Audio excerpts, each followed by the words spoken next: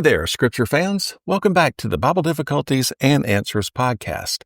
I'm your host, Lance Smith, and this is episode 170 of our Tuesday Contradictions series, where we tackle the Bible's trickiest puzzles like a kid diving into a ball pit. Today we're digging into a question from the Skeptic's Annotated Bible. Was Jairus' daughter alive when Jesus was approached? Did Jairus, a frantic father, run to Jesus with his daughter already gone, or was she still fighting for life? Is this a contradiction that'll stump us, or a story that'll spark our faith? Grab a snack, because we're diving into the New Living Translation to sort this out, with some humor, fresh analogies, and a few scholar shout-outs to keep it real. Imagine you're Jairus, a synagogue leader with a big job, but a bigger problem. Your 12-year-old daughter, your only kid, is slipping away. You hear about Jesus, the guy turning water into wine and healing the sick. So you sprint to him like you're chasing the last slice of pizza. But here's the kicker. When you reach Jesus, is your daughter dead or alive? The Gospels, Matthew, Mark, and Luke, give us three versions, and they don't line up perfectly. Let's crack open the scripture and play detective. First, Matthew 9:18. As Jesus was saying this, the leader of a synagogue came and knelt before him. "My daughter has just died," he said, "but you can bring her back to life again if you just come and lay your hand on her." That's heavy. Jairus says his daughter's just died. Not sick, not fading, but gone. It's like hearing your house is flooded while you're stuck miles away. Pure panic and helplessness. Now, Mark 5:22-23 says this. Then a leader of the local synagogue, whose name was Jairus, arrived. When he saw Jesus, he fell at his feet, pleading fervently with him. "My little daughter is dying," he said. "Please come and lay your hands on her. Heal her so she can live." Wait a sec. Here, Jairus says she's dying, still alive, but barely, like a car running on fumes. She's not gone yet, but it's close. Then, Luke 8:41-42 says this. Then a man named Jairus, a leader of the local synagogue, came and fell at Jesus' feet, pleading with him to come home with him. His only daughter, who is about 12 years old, was dying. Luke's on the same page as Mark. She's dying, not dead. Picture her like a fading campfire, one gust from going out. So Matthew's got her dead, while Mark and Luke says she's dying. It's like three friends describing a near-miss car crash. One says you flipped the car, the others say you just swerved. Is this a biblical mix-up, or are we missing something? Let's keep digging, because this story's got more twists than a soap opera. The narrative doesn't stop with Jairus' plea. In Mark 5:35-36, as Jesus heads to Jairus' house, messengers drop a bombshell. "Your daughter is dead. There's no use troubling the teacher now." That's just like the worst news ever. But Jesus, cool as a breeze, tells Jairus, "Don't be afraid, just have faith." Luke 8:49-50 backs this up with this. While he was still speaking to her, a messenger arrived from the home of Jairus and said, "Your daughter is dead. There's no use troubling the teacher now." Jesus responds, "Don't be afraid, just have faith, and she will be healed." In both Mark and Luke, the daughter's death happens after Jairus' initial plea, meaning she was still alive, barely, when he first reached Jesus. This is a big clue. Mark and Luke show the daughter was dying when Jairus approached Jesus, and she passed away en route. Matthew, though, jumps to "she's dead" right away. It's like he's giving you the punchline before the setup. Kenneth Gangel from Liberty University explains with this. Matthew's account is a summary of the event. whereas Mark's account is more detailed and sequential. Matthew's like the guy who tells you the score of the Super Bowl without mentioning that epic fourth quarter comeback. Put yourself in Jairus' sandals. Your only daughter's so sick you're losing your mind. You're a synagogue leader, used to running the show, but now you're helpless, begging a wandering preacher for a miracle. Craig Blomberg, in his commentary, suggests this.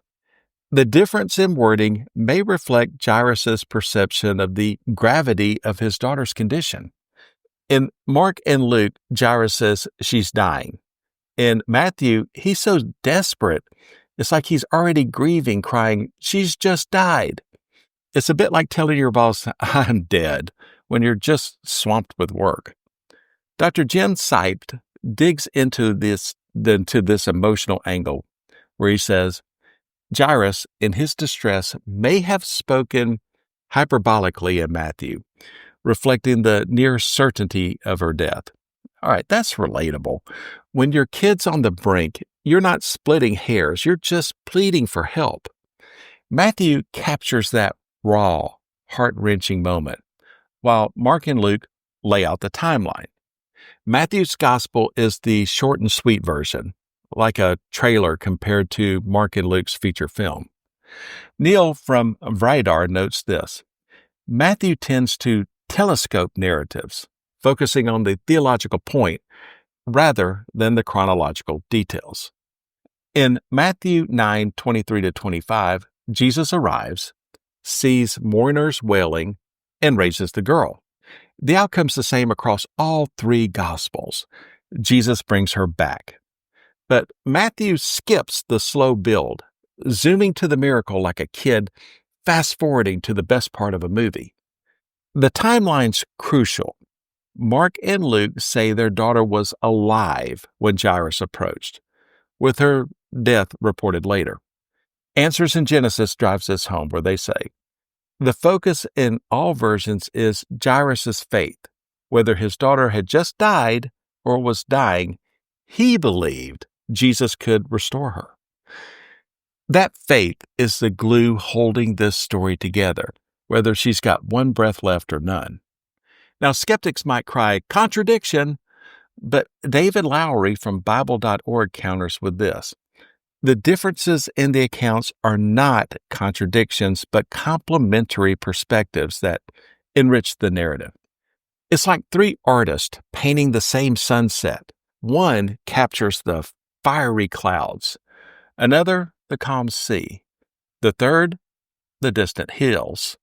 They're not clashing, they're revealing the same beauty from different angles. There's a dramatic wrinkle in the story, too. In Mark and Luke, Jesus gets delayed by a woman who's been bleeding for 12 years. Talk about a divine side quest. Jesus is healing one person while Jairus is sweating bullets, wondering if he'll make it in time. Imagine the agony of waiting, knowing every second counts, yet Jairus holds fast. The Veritas Domain notes this. Mark and Luke include the interruption by the hemorrhaging woman, which Matthew omits to keep the focus on Jairus' faith and the miracle. This delay makes Jairus' faith even more incredible. He's waiting, heart pounding, while Jesus handles another crisis. Let's try a fresh analogy. Imagine you're at a music festival and three friends describe the headliner's set. One says the crowd went wild when the band dropped their big hit. Another says the guitarist solo was insane. The third says the lights were epic. They're not contradicting each other. They're just vibing on different parts of the show. The Gospels are like that. Matthew's all about the big moment. Mark and Luke linger on the buildup, but it's the same miracle powered by faith. So what's the answer? Based on the text, Jairus' daughter was still alive, though at the point of death, when he approached Jesus. Mark 5:22-23 and Luke 8:41-42 says she's dying, and the later reports in Mark 5:35 and Luke 8:49 confirm She dies while Jesus is en route. Matthew's has just died is either Jairus' despair talking or Matthew's shorthand. As IsJesusAlive.com explains with this, Matthew's compressed narrative reflects the end result, her death, while Mark and Luke provide the chronological sequence. Bible Hub wraps it up nicely with this. The apparent contradiction is resolved by recognizing Matthew's summary style versus the detailed accounts in Mark and Luke. Back to me. This isn't a contradiction, it's a masterpiece of authenticity. The Gospels aren't clones, they're storytellers, each painting a vivid angle of the same truth. Jairus' daughter was alive when he approached Jesus, and his faith led to a miracle that turned despair into joy. As Answers in Genesis reminds us, the focus is on Jairus' belief that Jesus could restore her, no matter her state. So, when someone calls this a contradiction, just grin and say, it's not a glitch. It's a richer story. Dig into the text, compare the perspectives, and trust the truth holds up because it does. We've all had moments like Jairus, haven't we? When life feels like it's slipping away and all you can do is run to the one who can help. That's what makes this story hit home. It's not just about a miracle, it's about trusting when the odds are stacked against you. What's your Jairus moment? Think about it as we wrap this up. If you're hungry for more Bible puzzles, head to BibleDifficultiesAndAnswers.podbean.com or email us at BibleDifficultiesAndAnswers@gmail.com. Join our Facebook crew, and if you're feeling generous, drop us a 5-star review on Apple Podcasts, Spotify, YouTube, or Podbean. It's like tossing a gold star our way, and we're about those shiny moments. So keep wrestling with the Word, and we'll catch you next time. I'm Lance Smith, wishing you good luck, good health, and God bless. So long, everybody.